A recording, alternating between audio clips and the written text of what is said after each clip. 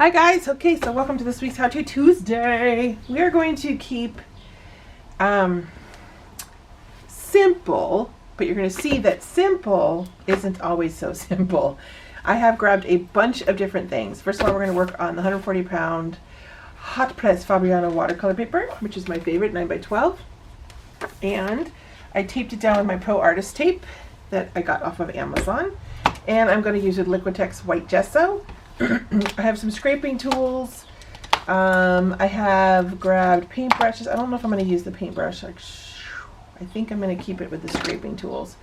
I have also grabbed my black and white charcoal, General's charcoal, and I've also grabbed Peel and Sketch charcoal by General, and I've grabbed, this is General Pencil Company Kimberly. I don't usually work with this very much because it's big and thick, but now that I have this new fancy pencil sharpener, Swordfish the Triple, it has 3 separate holes and I can sharpen it, so I'm going to try to use it.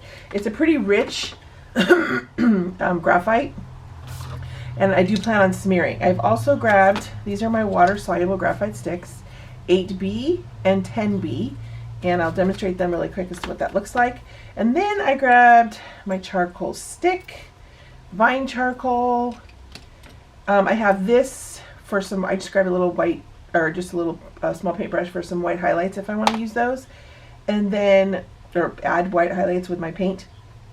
And then I only grabbed a few of my chalk pastel pencils. Only a few this time. I didn't want to be, you know, what's the word I'm looking for?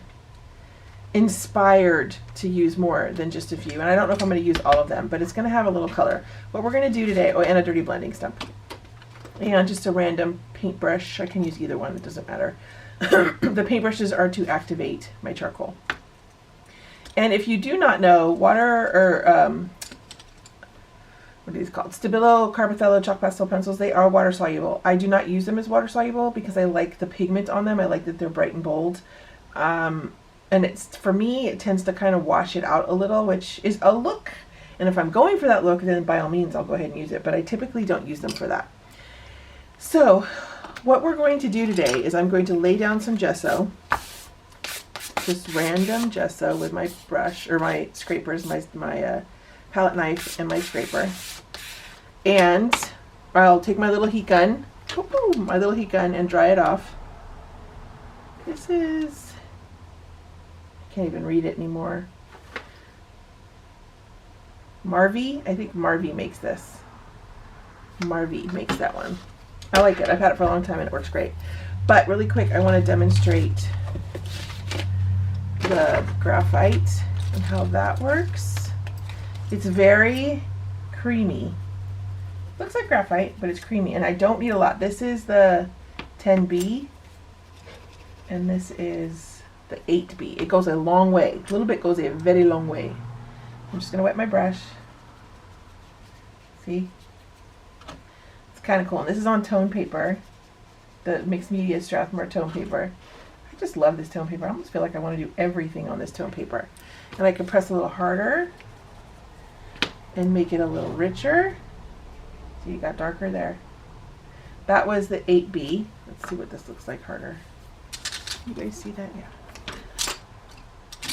Stop rolling. It's got this cool watercolor effect. And there's that. So I'm going to do a subtle, remember what I said, we're going to make it look simple. It's going to look simple, but it's going to involve a good amount of steps. But the first step is applying the gesso. We're going to apply the gesso.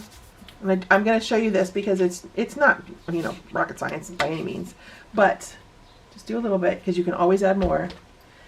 But you'd be surprised how far it goes when you do it this way. And then just don't make it, I mean, I'm shooting for texture. This is what I want. I want to build some texture on my paper because I want the charcoal. I'm going to mostly work with graphite and charcoal. Mostly charcoal.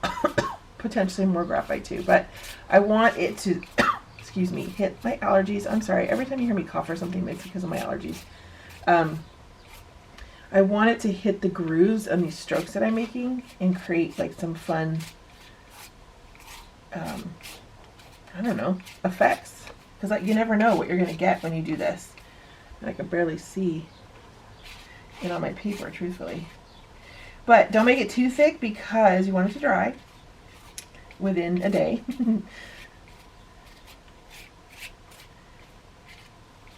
And I can't, might take a little bit to dry with my heat gun, so I'll probably come back to the piece after. And after I've finished drying it, so you guys don't have to watch me dry it. But I made sure that, because I know like somewhere in here is my face is going to be, so I made sure that I had some, you know, nice smoother lines, but also some textured lines.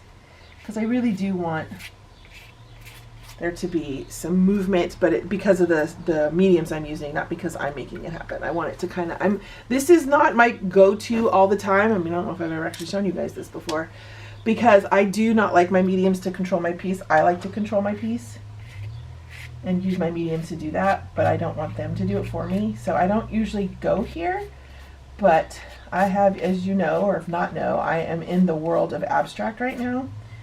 And with my 100 Days of Abstract course. And I'm willing to try anything right now. Anything that creates something. Like, I'm really exploring and experimenting and stuff, and I thought, why not take you guys with me? Because you may have done something like this before, or always wanted to, but never have. And I thought it'd be kind of cool. I thought it'd be kind of cool to share this with you and see where we can go with it. Okay, so I'm going to dry this, and I will be back. So, white gesso. You can use black gesso, you can use clear gesso. I like the white because I like what the charcoal and the graphite's going to do in the white. That's my hope anyways. All right, I'll be back. Okay, so I'm back. Okay, so I have no idea what this is going to do. I'm going to take you at the beginning and then I'll be fast forwarding, but I kind of just want to use, again, my way I do it now. I can't hold a pencil regular anymore. I take everything and I just go immediately to the back, hold it, and then I kind of twist as I go.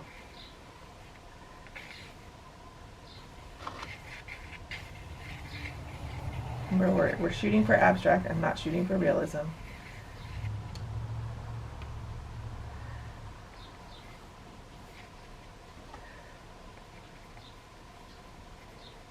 I'm not going to do a ton of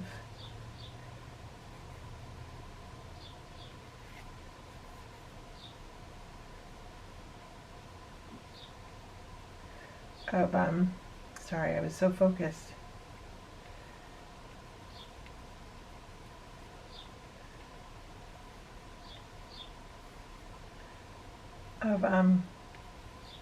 I can't remember what I was going to say. It's gone. I've already dived in, guys. Already leapt into the pool.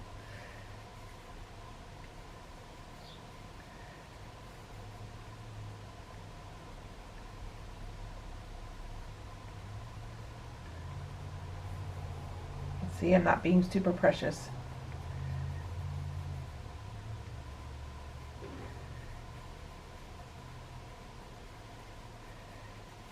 See what happens.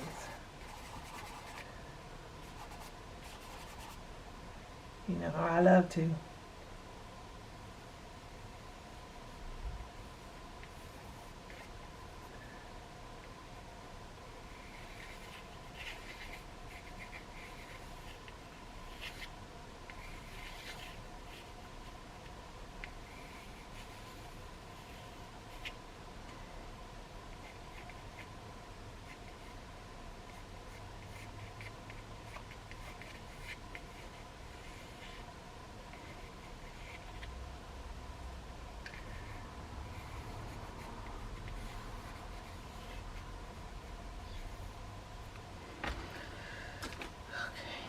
All right, I'm going in, you guys.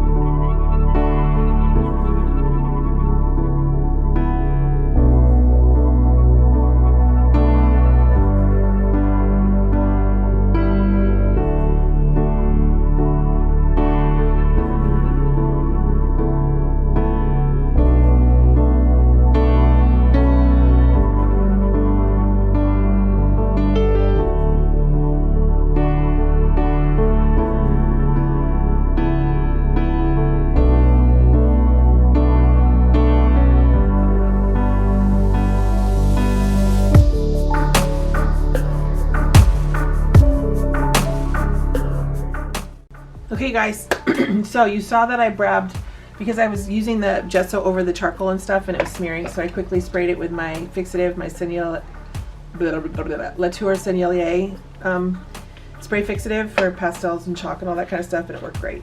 I did a couple coats, let it dry, and then I was able to come back in and without smear.